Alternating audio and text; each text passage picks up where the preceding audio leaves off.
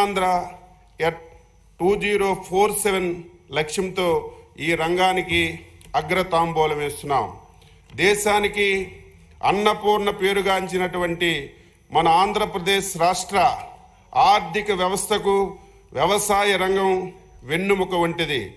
ఆంధ్రప్రదేశ్ రాష్ట్రంలో 62% జనాభా వ్యవసాయం అనుబంధ రంగాలపై ఆధారపడి జీవిస్తున్నారు.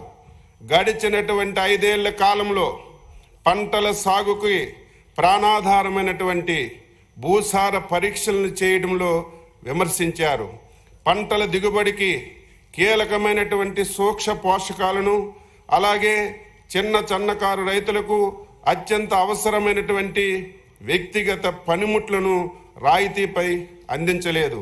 రబీ కాలంలో పంటలు నష్టపోయినటువంటి రైతులకు పంటల బీమా సాయంతో అండగా నిలవాలన్నటువంటి బాధ్యతను గత ప్రభుత్వం గాలి కొదిలేసింది.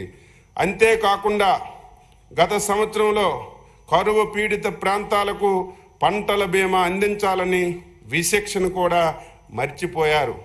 మన సంకీర్ణ ప్రభుత్వం అధికారంలోకి వచ్చినటువంటి 100 రోజుల్లో రైతు అభ్యున్నతే ప్రధాన లక్ష్యంగా భావించి వ్యవసాయ శాఖకు సంబంధించి భూసార పరీక్షా పత్రాలు జారీ, పొలం పిలుస్తుంది, డిజిటల్ వ్యవసాయంలో భాగంగా ఫార్మర్స్ రిజిస్ట్రీ ఏర్పాటుకు చర్యలు, పంట సాగులో డ్రోన్ వినియోగంపై అవగాహన మరియు శిక్షణ, కౌలు రైతులకు గుర్తింపు కార్డులు పంపిణీ చేశాం. ఆగస్టు సెప్టెంబర్ నెలలో రాష్ట్రాన్ని కుదిపేసినటువంటి వరదల్లో పంట నష్టపోయినటువంటి రైతులకు పెట్టుబడి రాయితీ సహాయాన్ని పెంచడమే కాకుండా నెల రోజుల్లోనే బాధిత రైతులందరికీ నేరుగా సొమ్ము అందించడానికి కంటి మీద కునుకు లేకుండా శ్రమించి అండగా నిలిచారు మన ముఖ్యమంత్రి గారు. రానున్న కాలంలో వ్యవసాయ రంగాన్ని మరింత అభివృద్ధి చేసేందుకు ఆంధ్రప్రదేశ్ సాగుదారుల హక్కు చట్టం 2024 రైతు బృందాలకు డ్రోన్లు సరఫరా, రైతులకు వ్యక్తిగత పనిముట్లు, రాయితీపై విత్తన సరఫరా, బంజర భూముల్ని సాగులోకి తీసుకురావడం, అన్నదాత సుఖీభవ, పిఎం కిసాన్ పంటల బీమా, వడ్డీ లేని రుణాలు వంటి పథకాలు అమలు చేయబోతున్నాం. 2024-25లో వ్యవసాయ శాఖలోని రైతు సంక్షేమం మరియు అభివృద్ధి కార్యక్రమాల కోసం ఈ బడ్జెట్ను ప్రవేశపెడుతున్నాం. భూసార పరీక్ష ఫలిత పత్రాలు, పంటల దిగుబడికి భూసారమే కీలకం. రైతు తన పొలంలో మట్టి సారం, పోషక లోపాలు తెలిస్తేనే ఏ కాలంలో ఏ పంట సాగు చేయాలో తెలుస్తుంది. ఇలా మట్టి నమూనాలను విశ్లేషించి ఆ మట్టిలో పోషక లోపాలను తెలియజేసి మంచి దిగుబడి సాధించడానికి తీసుకోవలసినటువంటి చర్యలను ఈ భూసార పరీక్షా ఫలిత పత్రాల ద్వారా సూచిస్తాయి. వీటికి ప్రాధాన్యతను గుర్తెరిగి తిరిగి మళ్ళీ ఈ సంవత్సరం యుద్ధ ప్రాతిపదికన ఎస్హెచ్ఈలు పంపిణీ చేయడానికి రాష్ట్ర ప్రభుత్వం విధానపరమైనటువంటి నిర్ణయం తీసుకుందని చెప్పి తెలియజేస్తున్నాను. 2024-25 4.5 లక్షల మట్టి నమూనాలు విశ్లేషణకు 18.35 కోట్ల లక్ష్యంగా ఇప్పటి వరకు 4.15 లక్షల నమూనాలు సేకరించాం. 1.21 లక్షల నమూనాలు విశ్లేషించి 79,000 మట్టి నమూనాలకు ఎస్హెచ్సి జారీ చేశాం. ఎన్నో ఏళ్లుగా ప్రయోగాల్లో రసాయనాలు మరియు శ్రమతో కూడిన వెబ్ కెమిస్ట్రీ కానీ పద్ధతిలో మట్టి నమూనాలు విశ్లేషిస్తున్నాం. ఈ అవరోధాలను పరిష్కరించడానికి రిమోట్ సెన్సింగ్ టెక్నాలజీతో కూడినటువంటి డ్రై కెమిస్ట్రీ విధానంతో మట్టి విశ్లేషణలో వినూత్నమైనటువంటి విప్లవాన్ని తీసుకురాబోతున్నాం. ఆల్ఫా స్పెక్ట్రోస్కోపీ వినియోగంతో కేవలం ఒకేసారి తీసి మట్టి నమూనాలను స్పెక్ట్రమ్ లైబ్రరీలో భద్రపరుస్తాం. ఉపగ్రహ చిత్రాలతో తదుపరి మట్టి నమూనా ఫలితాలు రియల్ టైంలో జారీ చేయబడతాయి. ఈ స్పెక్ట్రమ్ లైబ్రరీ అభివృద్ధికి వ్యవసాయ శాఖ ప్రాథమిక చర్యలు తీసుకుంటుంది.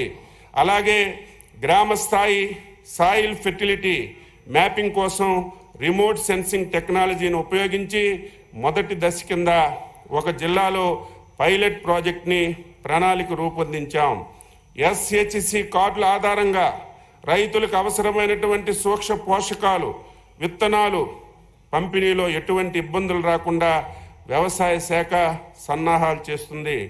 SHG జారీ కోసం 2024-25 సంవత్సరంలో వార్షిక కార్యాచరణ ప్రణాళిక కింద 38.88 కోట్లు ప్రతిపాదించబడింది. సూక్ష్మ పోషకాల పంపిణీ, మట్టి విశ్లేషణ ప్రకారం సూక్ష్మ పోషక లోపాలను సవరించడానికి రైతులకి సూక్ష్మ పోషక ఎరువులు అనగా జింక్ సల్ఫేట్, జిప్సం, బోరాన్ రాయితీపై రైతులకు అందిస్తున్నాం. రాయితీలపై విత్తన పంపిణీ, నాణ్యమైన విత్తనమే మేలైనటువంటి దిగుబడికి ముఖ్యం. అందుకని ప్రభుత్వం నాణ్యమైన విత్తనాలను రాయితీపై క్రిస్ యాప్ ద్వారా రైతు సేవా కేంద్రాల్లో పంపిణీ చేస్తున్నాం. ముఖ్యమైనటువంటి పంట విత్తనాలతో పాటు పచ్చి రొట్ట మరియు ప్రత్యామ్నాయ పంటల విత్తనాలు కూడా రైతులకు పంపిణీ చేయబడుతున్నాయి. ఏజెన్సీ మండలాల్లో గిరిజన రైతులకు ప్రత్యేకంగా 90% రాయితీతో విత్తనాలు సరఫరా చేస్తున్నాం. విత్తన సరఫరాకు నోడల్ ఏజెన్సీగా ఆంధ్రప్రదేశ్ విత్తనాభివృద్ధి సంస్థ పనిచేస్తుంది. 2024-25 సంవత్సరానికి 10.49 లక్షల క్వింటాల్ విత్తనాలను 328.75 కోట్ల రాయితీతో పంపిణీకి ప్రణాళికలు చేయగా, ఖరీఫ్లో 180.61 కోట్లు రాయితీతో 5.42 లక్షల క్వింటాల విత్తనాలను మరియు రబీలో నేటి వరకు 23.13 కోట్ల రాయితీతో 0.98 లక్షల క్వింటాల విత్తనాలను పంపిణీ చేశాం. 2024 ఖరీఫ్లో ప్రకృతి వైపరీత్యాల వల్ల నష్టపోయినటువంటి పంటలకు ప్రత్యామ్నాయ విత్తనాలకు 34.24 కోట్ల రాయితీతో 0.51 లక్షల క్వింటాలు రైతులకు అందించాం. 2024-25 సంవత్సరానికి రాయితీ విత్తనాల పంపిణీకి 240 కోట్ల రూపాయలు ఈ బడ్జెట్లో మేము ప్రతిపాదించాం. ఎరువుల సరఫరా, మన ప్రభుత్వం ప్రాథమిక వ్యవసాయ పరపతి సంఘాలకు ప్రాధాన్యమిచ్చి వాటి ద్వారా ఎరువులు పంపిణీ చేయాలని విధానపరమైనటువంటి నిర్ణయం తీసుకున్నాం. 2024 ఖరీఫ్లో రాష్ట్రానికి 15.80 లక్షల మెట్రిక్ టన్నుల ఎరువులు సహకార సంస్థలు, రైతు సేవా కేంద్రాలు మరియు ఇతర ఎరువుల వ్యాపారస్తులచే పంపిణీ చేయడం అయింది. అలాగే ఈ సంవత్సరం రబీ కాలానికి రాష్ట్రానికి 22.20 లక్షల మెట్రిక్ టన్నులు ఎరువులకు గాను 4.03 లక్షల మెట్రిక్ టన్నుల ఎరువులను ఏపీ మార్క్ఫెడ్ ద్వారా పంపిణీ చేశాం.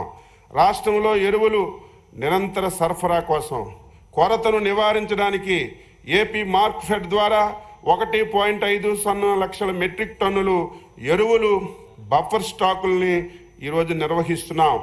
2024-25లో ఏపీ మార్క్ఫెడ్ డిస్ట్రిబ్యూషన్ పాయింట్లో అనగా సహార సంస్థలు, రైతు సేవా కేంద్రాలు మొత్తం 4.9 లక్షల మెట్రిక్ టన్నుల స్టాకు అందుబాటులో ఉంచి 3.45 లక్షల మెట్రిక్ టన్నుల ఎరువులు రైతులకి సరఫరా చేశాం. 2024-25 సంవత్సరానికి ఎరువులు బఫర్ స్టాక్ నిర్వహణ గురించి 40 కోట్లు బడ్జెట్లో ప్రతిపాదించాం. పొలం పిలుస్తుంది, శ్రమైక జీవన సౌందర్యానికి ఖరీదు కట్టే షరాబు లేడోయ్ అన్న శ్రీశ్రీ గారి వాక్యాన్ని మనసులో పెట్టుకొని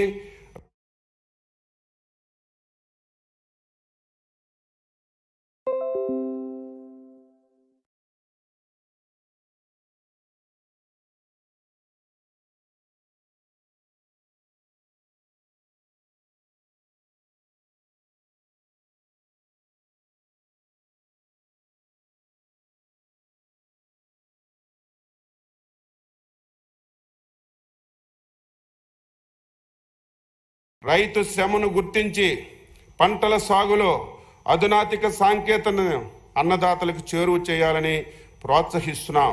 వ్యవసాయాన్ని లాభసాటిగా మార్చేందుకు తలపెట్టిన బృహత్తర కార్యక్రమమే పొలం పిలుస్తుంది.